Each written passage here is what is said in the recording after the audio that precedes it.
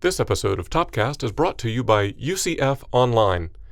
20 plus years of award-winning online excellence, 75 plus online programs, one of the largest and most innovative universities in the U.S. ucf.edu/online. From the University of Central Florida's Center for Distributed Learning, I'm Tom Cavanaugh. And I'm Kelvin Thompson. And you are listening to Topcast, the teaching online podcast. How's it going, Kelvin? Oh, it's wonderful, Tom. It's just wonderful just to be here with you in this little closet. Yeah, because the aesthetics are wonderful in here. That's right. We have occasionally posted a picture. That's right. So some people can see our little home here where we record. That's right. It's better than just, sitting any old place, though. We actually have a dedicated room for it, which is nice. That's right. And a thermos. And a thermos. Speaking of which, what is in the thermos today, Dr. Thompson? Well, I'm going to let this offering speak for itself. We're going to have a little ventriloquism, little ambient pouring sound okay. here, verisimilitude of the content du jour. You ready? Yeah. Do we want to do it near the microphone here? Sure.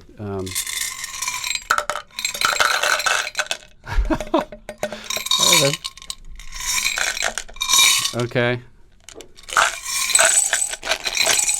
I don't think I'll be adding my creamer to this one. I think it's built in already. Yeah. I think it's built in already. So what you've got here in your cup, Tom, is coffee nut M&Ms. Oh, wow. Okay. My first time tasting them, actually. I will eat one, but I have to say one of my giant pet peeves is listening to people chew in my ears. I got you. I guess it has some sort of like coffee with cream kind of taste, right? Yeah.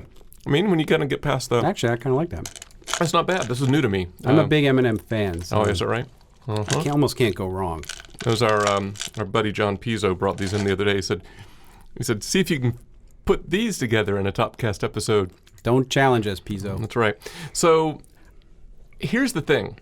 So here's a different kind of coffee delivery system, Tom, made up of little parts, little pieces that all fold up together new. Now, would it meet everybody's definition of coffee? Perhaps I don't know. Not. But, it's got coffee right there in the title, and it tastes like coffee. And it may fill you up like coffee. So, who can say? Who can say? So I'll leave it to you to make a connection between this offering and today's topic, but see if you can. I think I get it. Maybe we should just leave it up to the audience. Right. So for today, we have decided to talk about something that's very topical.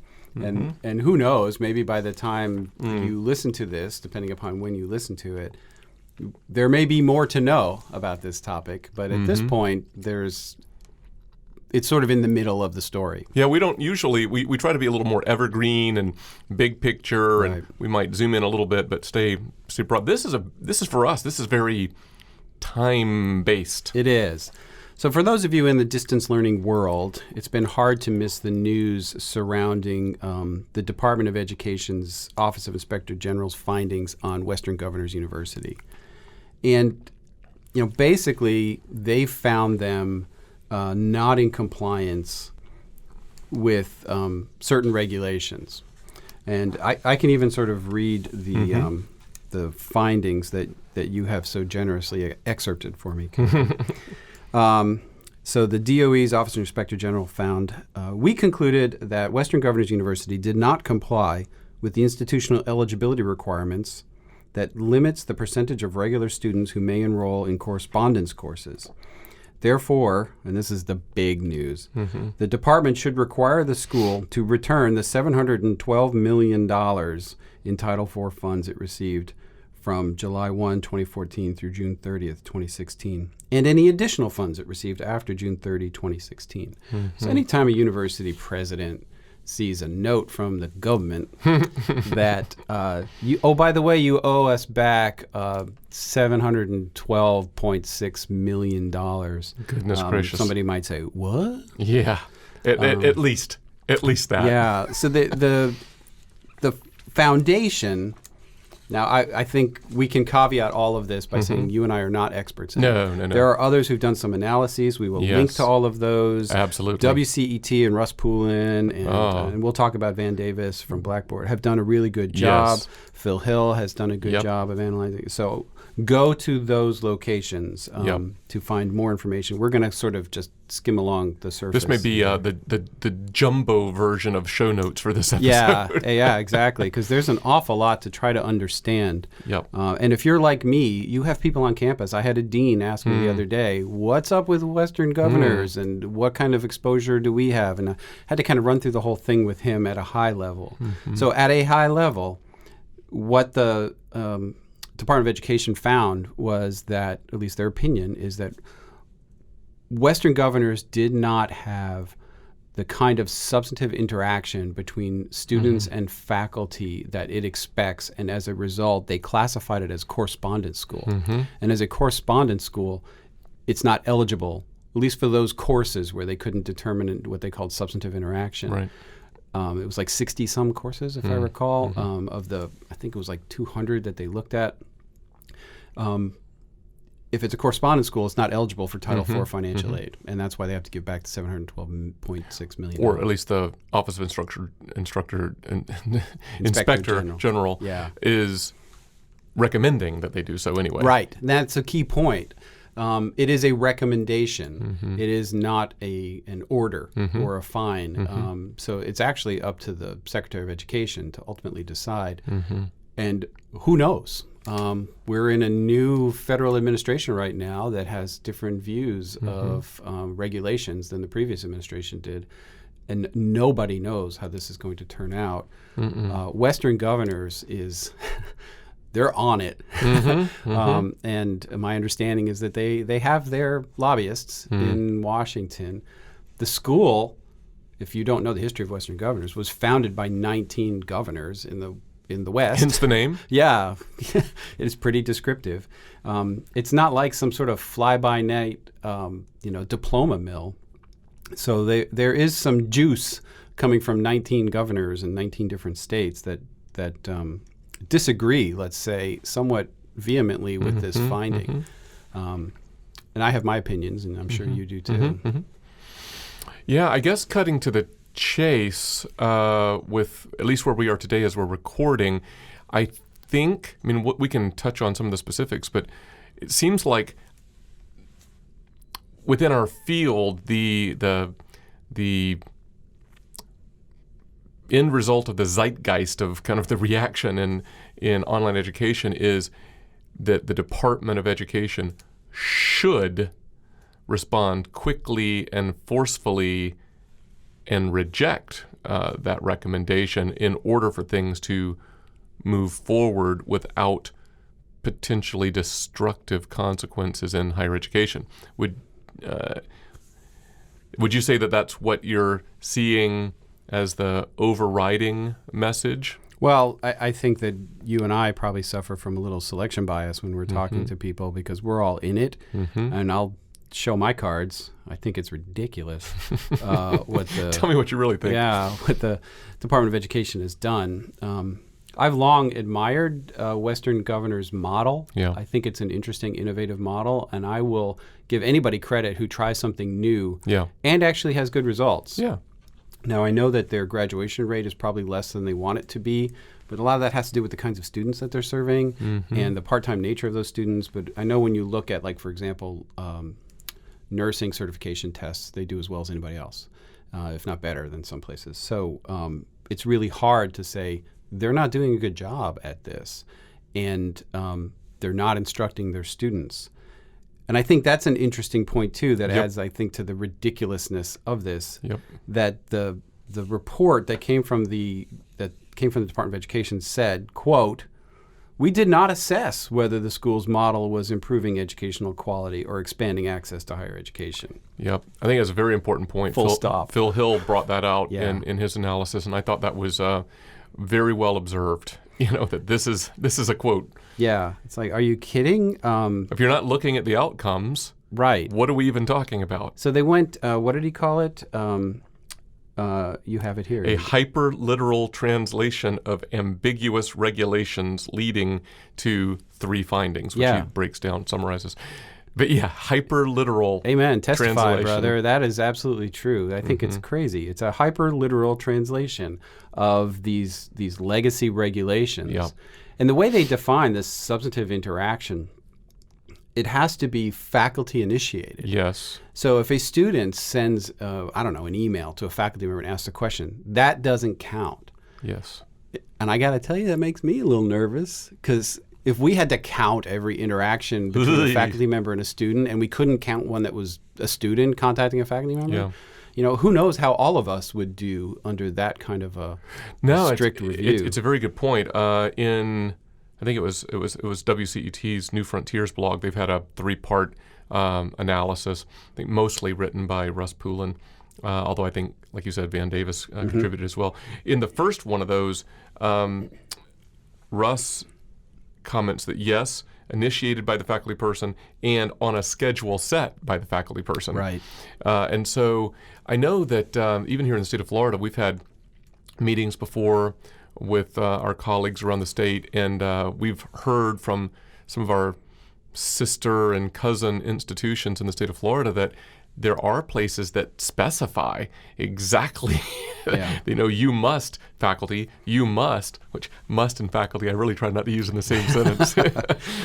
You must, faculty, reach out to students every whatever hours, 72, 48, 24, to that point, right? I've seen those kinds of schedules. Obviously, we don't. No, we don't. But we do describe best practices for Yes. faculty, and it's part of our faculty training program, and there are expectations for faculty. And if they don't live up to some general best practices, then there are, interventions and things that we do to address that.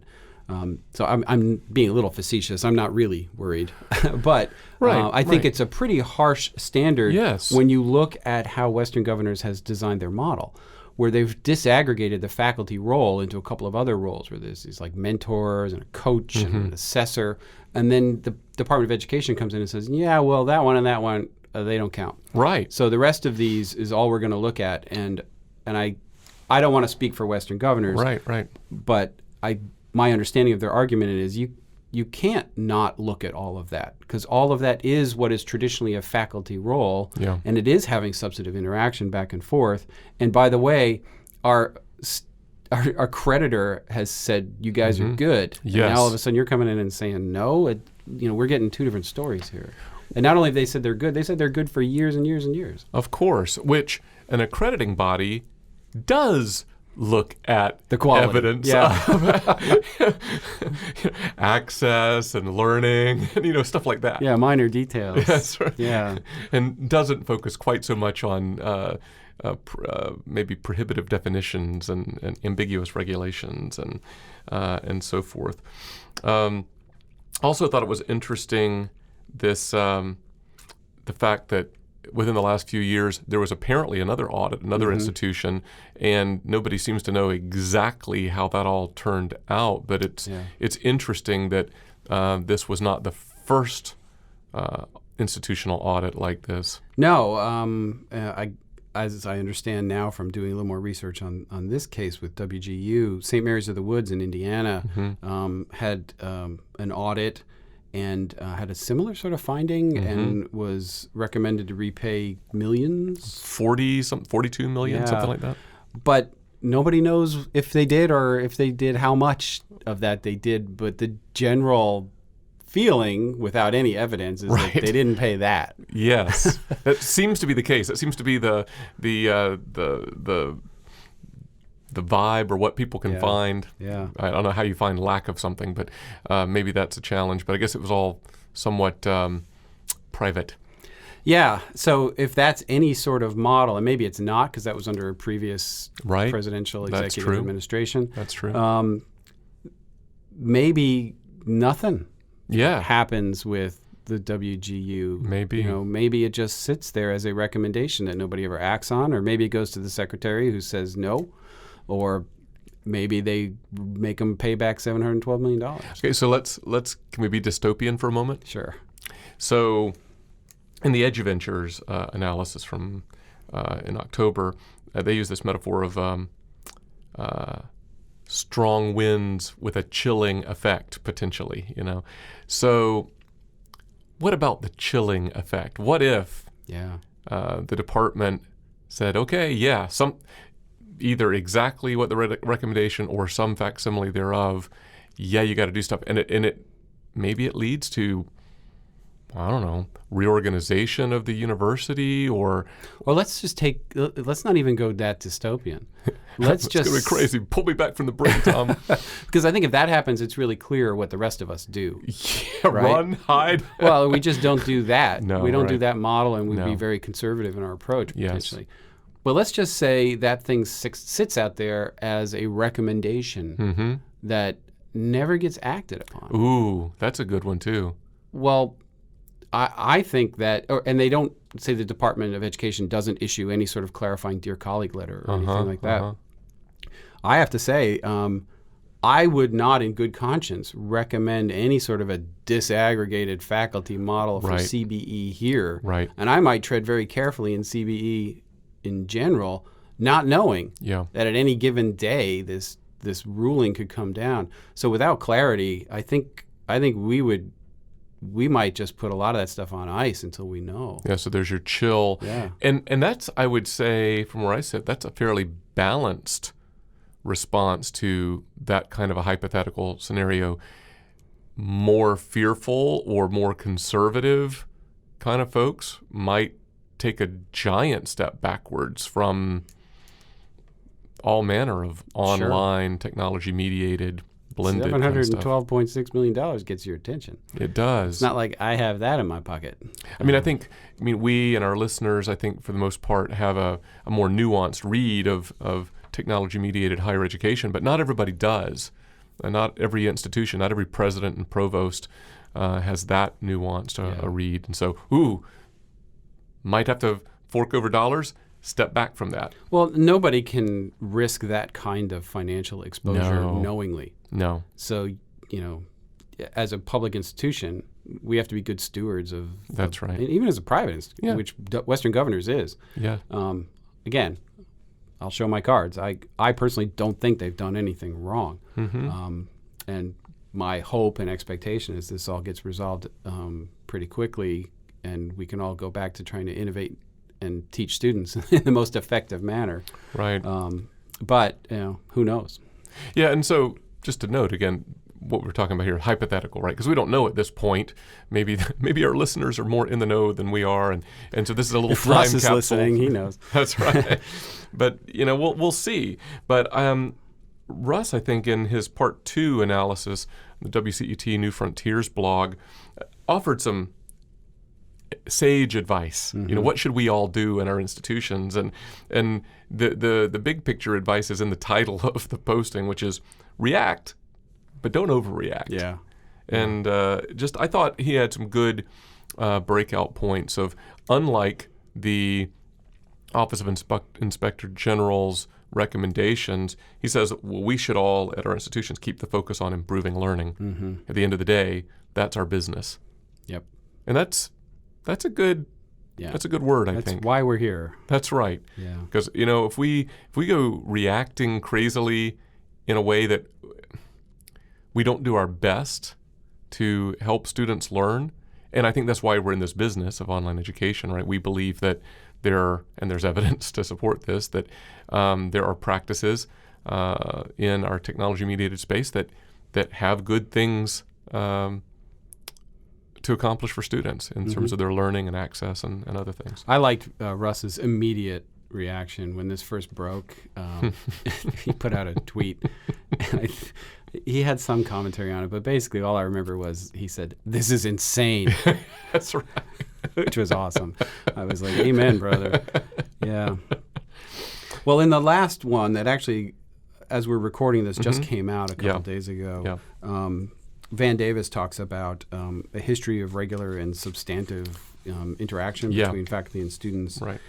And he refers to it as a 6-year-old operational definition of a week. I think he's right. I think what we are doing is trying to live in forward-looking 21st century technology-enabled pedagogical practices as defined through early 20th century regulations that we're supposed to comply with. And oftentimes, those two things are in conflict with each other. Yeah. And I think there's probably no more egregious case than what's currently happening with Western governors. Yeah, I mean that's good. In that same piece, Van Davis asks this question: how do we walk the line between crafting regulatory language that ensures that the students enrolled in all forms of online education receive a high-quality education without stifling the very innovation that can improve student access and success? Well, that is one that's been speculated. That's one of the potential outcomes of this whole thing, is that maybe they're going to update some of these regulations. Right. That would be a nice outcome. We'll see. That would, and on that note, maybe something of a of a self-serving plug, shout out to our listeners that this whole episode today of this example of the OIG's recommendations for WGU is sort of a follow-up to our recent episode on policy in online education, which was episode number 28, and an older episode on competency-based education. We did this overview, episode 6, and it's something of a follow-up to this episode that we did, number 25, on leading innovation in our space. All of these threads are being woven together. Yeah. And look at this. You do this thing monthly long enough, eventually you're going to start backtracking or crossing lines on the map. It's all kind of all right, so before we wrap it up, I guess if I looked at my cup full of M&Ms, which you've very carefully not chewed on the microphone. That's one of my things. I can't deal with that. And I would not impose my chewing on anybody else. That's right. So what we're looking at is a disaggregated model of coffee. That's right. That is self-paced, right? That's right. You're going to chew later. Yeah, that's right. That's right. And I will chew a lot. But I will still benefit from the quality M&M coffee that I'm enjoying. That's right. So I don't know if this is honestly, I think Van Davis's question's a real good place to leave it, but I'm going to take a stab at kind of summarizing where I think we are and see if you agree. Okay. So definitions and goals are important in our work. We've talked about that before. We'll continue to talk about that for all kinds of reasons. But innovations in higher ed generally and online education specifically will require us to continue to at least think about, work toward what it means for all kind of things, like, for instance, to be a faculty member, to be a student, what it means to interact, those two roles, faculty and students, what it means to interact, and what it means for students to learn. All that's on the table. Yeah. And we've got to be engaged in that dialogue and help inform decision makers and policy makers and all of that. What do you think? Amen. I agree. Stay tuned, because we're only in, I think, Act 1 of this drama. So we may, if things develop, come back and talk some more about this in the future. Yeah, for sure. And, I don't think we gave the shout out, but and we'll have this in the show notes as well, but WGU has done a very nice job of framing out their response to these recommendations. I won't necessarily call it a rebuttal per se, but giving their own sort of side of the story and response, and that's worth a look rather than just reading the OIG recommendation or reading the community's response. It's good to see kind of how WGU responded. Yeah, that's a great point, because obviously they disagree. Yeah, how about that? Yeah.